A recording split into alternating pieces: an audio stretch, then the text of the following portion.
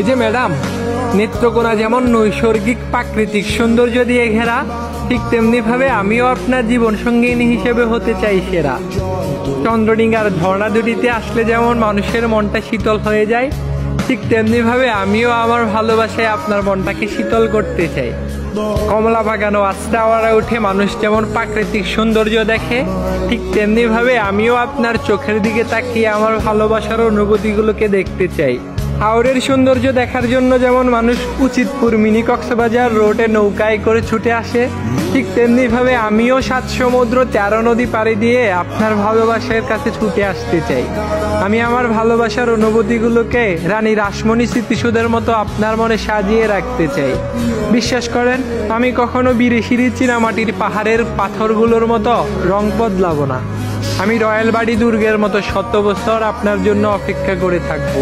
Changi গ্রামের Changi মেলাতে যেমন ভারত আর বাংলাদেশের মানুষের মিলন ঘটে, ঠিক তেমনি ভাবে আমিও আমার মনের সাথে আপনার মনের মিলন ঘটাতে চাই।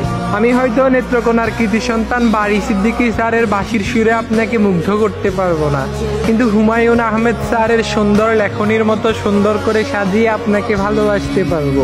আমি কখনো আপনার মনটাকে নেত্রকোনা আধুনিক স্টেডিয়ামের মতো করে খেলা করব না, আবার ঠাকুরকোনার রাস্তার মতো কখনো আপনার মনটাকে ভেঙে দিব না। বিশ্বাস করেন, আপনার জন্য আমার মনটা নেত্রকোনার কৃতি সন্তান তাসরিফ খানের মতোই উদার, আর কমলা রানী দিঘির মতোই অনেক বিশাল। আপনার মন খারাপ হলে আমি নেত্রকোনার কৃতি সন্তান কুদ্দুস বয়াতের মতো আপনাকে নেচে নেচে রং বিরঙের গান শোনাবো। আপনাকে সাথে নিয়ে আমি ডিঙ্গাপোতা হাওরে বসে ওই দূর আকাশের তারা গুনতে চাই। পাহাড়, হাওড় আর সবুজের সমারোহে ঘেরা এই সুন্দর নেত্রকোনার মতো আপনিও আপনার সুন্দর মনটাকে দিয়ে আমাকে একটু ভালোবাসা দিয়ে আমি জীবনের শেষ দিন পর্যন্ত শুধু আপনাকে ভালোবেসে যেতে চাই।